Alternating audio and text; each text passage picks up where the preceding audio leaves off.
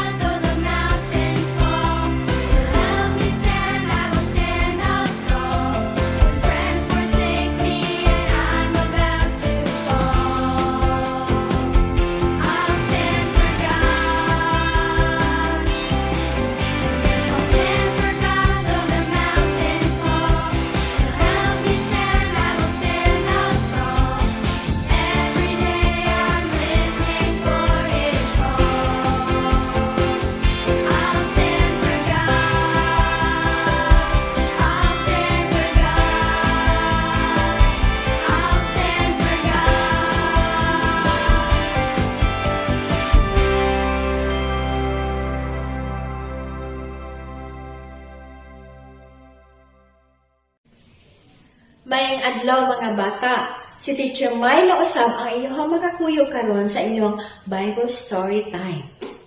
Bata, kinsa dinhi kaninyo ang daghan na kay libro dinha sa ilahang estante?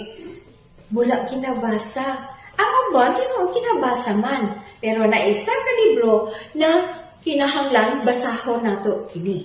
Mao ang Biblia. Dili ba? kapilagani nimo pagkaunon ang imuhang kaugalingon sa isa ka adlaw, katulo ka beses naapagyoy merienda sa buntag o sa hapon. O inapili nimo ang mga pagkaon na imuhang ginakaon, mga pagkaon na masustansya, aron dili ka dali kaptal og mga sakit. Ing anak pod ang atong kalag mga bata, kinahanglan ato po siyang pakaunon. O unsa may ipakaon nimo sa iyaha, mao ang pulong sa Ginoo. Haron kung naay mga pagsulay na moabot, dili siya basta-basta mapukan. Kanusa ka ba magbasa sa imuhang Biblia?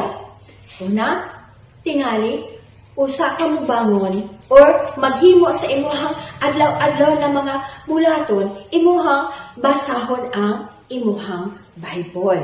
Or basi pagka-dahil nimong tulog sa gabi, pwede po. O bisag unsang oras sa bata na kung asa ikaw na anay bakante nga oras walay mga disturbo.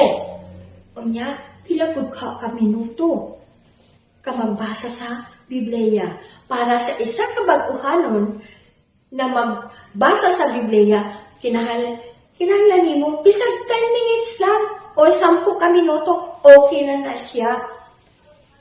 O nang imuhang unsa isulat kini sa notebook haron pag kuana akay basahon na akay i-review. Asa pud ka sugod og basa sa libro sa Marcos. Sa pagbasa nimo sa Biblia, naay mga pangutanan na angayan nimo tubagon. Una, unsa kinsa ang Ginoo sa pulong na imuhang nabasahan? Og ang ikaduha, kinsa ang Ginoo para sa imuha? Dahil ang ikatulo, unsa ang angayan nimo himuon og dili og unsa ang iyang gisaad na angay nimong kuptan. Muna siya ang mga pangutanan na angayan nimo tubagon. Then kinsa ang angay mo basa sa Biblia? Katong mga tao lang na maalamon. Tama? Mali. Mali na siya. Ang tanan kinahanglan mo basa sa Biblia. O dili katong mga leader sa mga kasimbahanan. Pari o pastor. Tama? Mali. Mali. Kinahanglan tanan gyud ta mo basa sa Biblia. O katong mga tao na libog ang ilahang kinabuhi. Kinahanglan nila ang Biblia sa ilang kinabuhi. Dili. Samtang dili palibog ang imo una bata. Pagbasa na kadaan sa Biblia.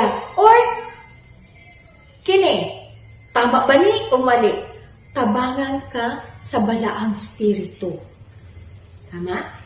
Tama! Pagkatabangan ka sa balaang espiritu. Ang balaang espiritu, sama na siya sa isa ka suga. Ang suga, kung imuhang paandaron o pasigaon, bakit animo ang mga naadinha sa imuhang palibot? Basig na ibangag, o ang imuhang ginapangita na imuhang ballpen, bakit animo? Tungod kay hayat. Ing-anak po ang pulong sa Ginoo na naadinha kanimo. Pagkagamito na siya sa balaang espiritu. Unsa iyang gisulti sa John chapter 16 verse 13. Atong pagabasahon John chapter 16 verse 13. Akong pagabasahon sa English New International Version. But when the Spirit of truth comes, He guides you into all truth. He will not speak on His own. He will speak only what He hears, and He will tell you what is yet to come. So, kinsay nagiya sa iyaha? Ang balaang espiritu. Wanay lain na maga-guide sa iyaha, maga-sulti sa iyaha, kundi ang pulong sa Ginoo na nagikan sa Biblia, nagisulti sa balaang espiritu kaniya. Okay? So, naisa ka tao. Kini, tawhana ni, tuod yun siya sa Biblia. Kinabasa niya ang Biblia matag adlaw. Pero isa ka adlaw ana, kaning si Martin Luther. Kani siya, si Martin Luther. Suko kaayo ang mga tao sa iyaha. Isa siya ka leader sa isa ka Kristohanong pundo. Pero halos tanang tao nangasuko na sa iyaha. Unsay nahitabo, isa ka adlaw ana, migawas ang iyang asawa. Nakaitong tanan, gikan sa iyang ulo, hangtod dito sa iyang tiil, nakaitong siya. O yung masulog, pud kaayo siya, murabag na matyan, ingon si Martin sa iyo, ha? Uy, unsa may nahitabo nimo? Nganong ing anak man ang imuhang dagway, kinsay namatay.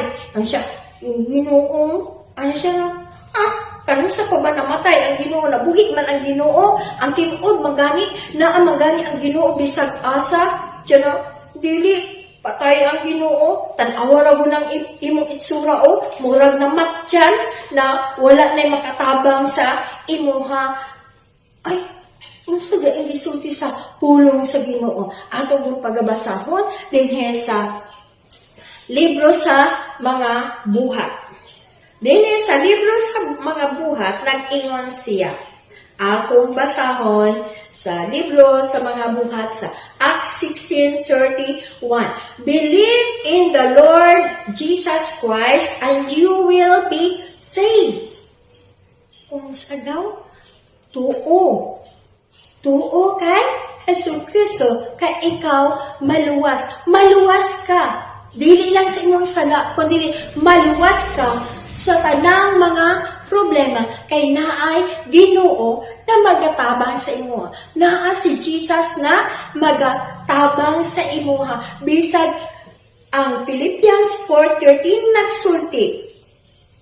Ingon siya nga dinhi sa Philippians 4:13, I can do everything through Him who gives me strength. Kinsay mutabang sa imuha?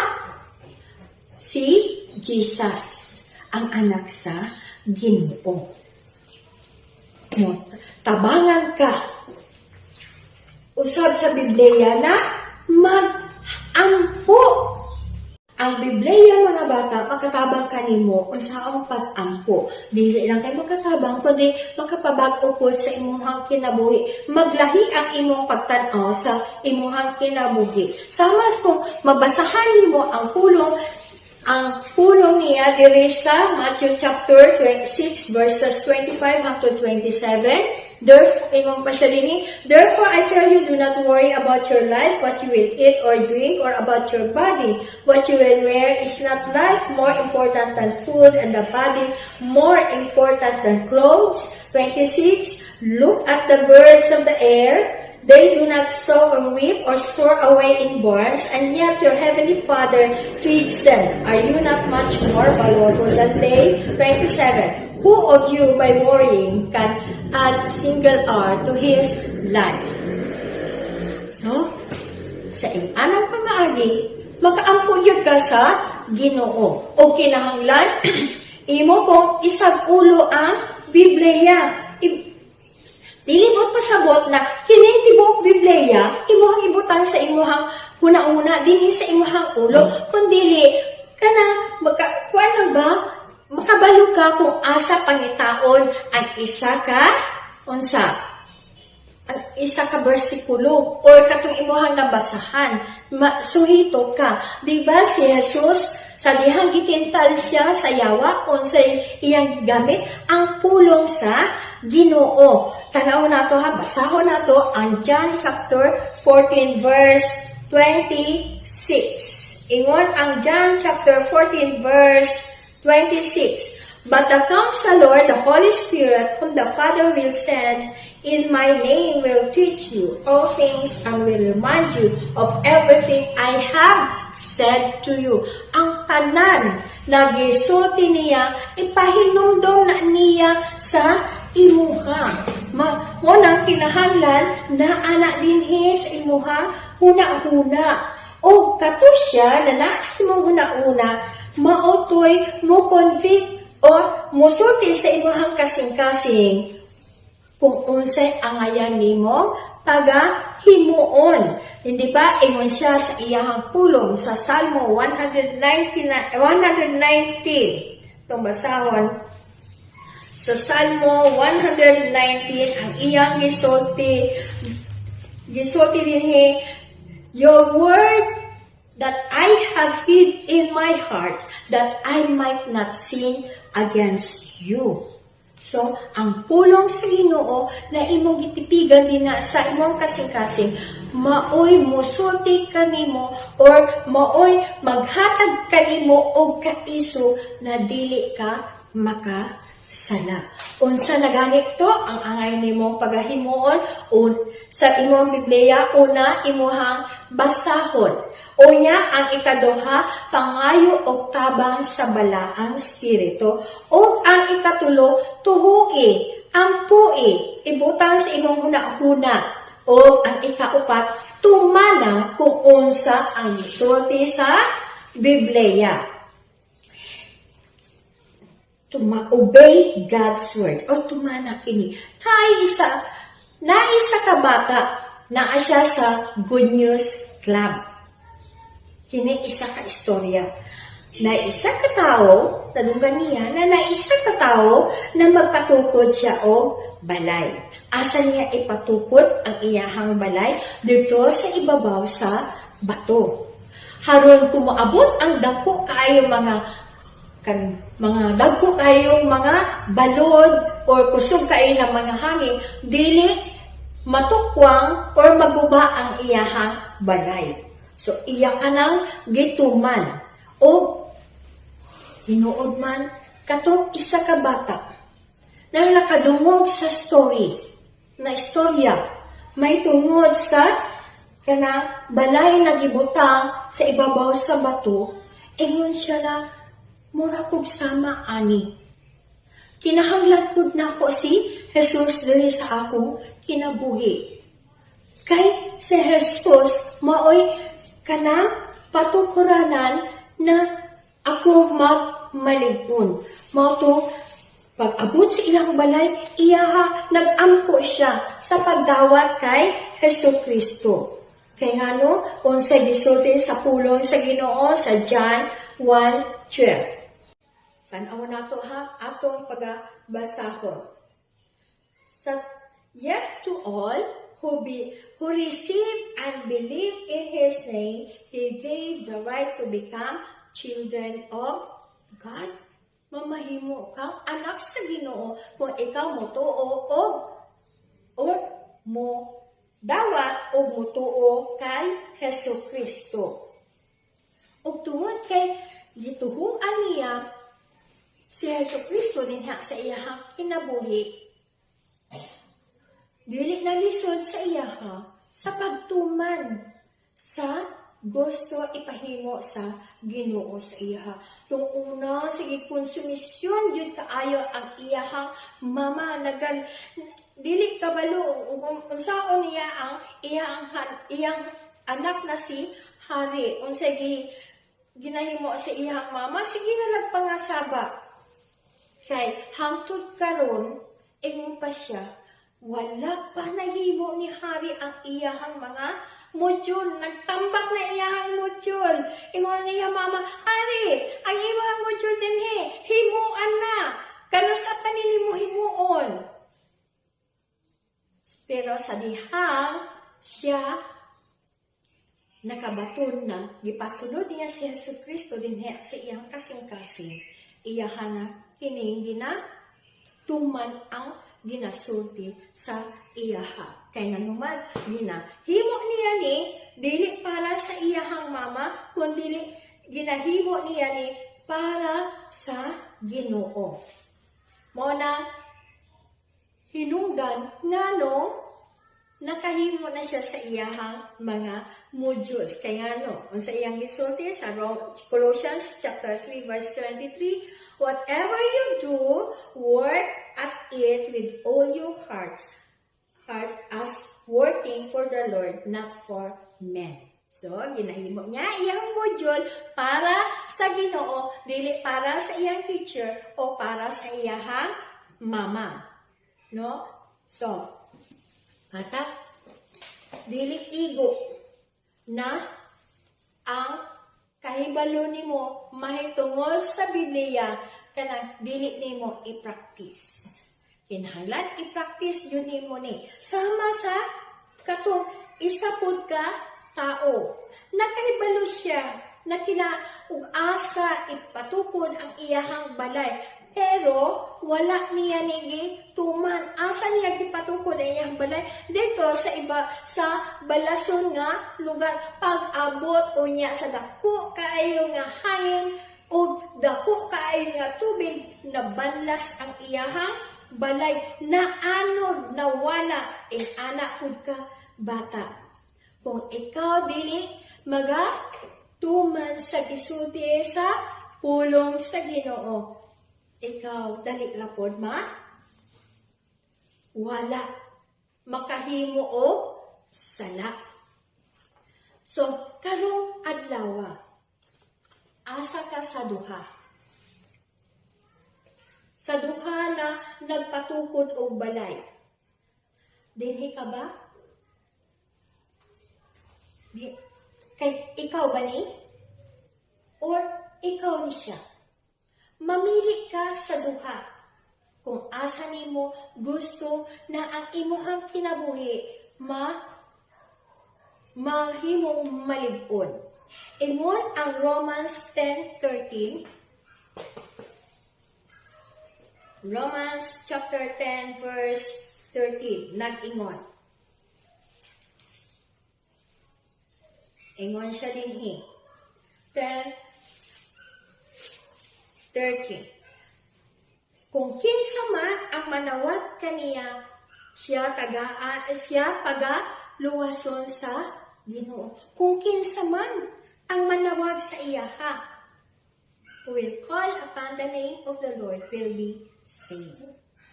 Bata, gusto ka ba na mosulti ka nun kay Jesus?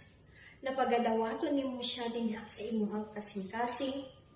Gusto ka ba na ang imuhang kinabuhi imong ihatag kaniya?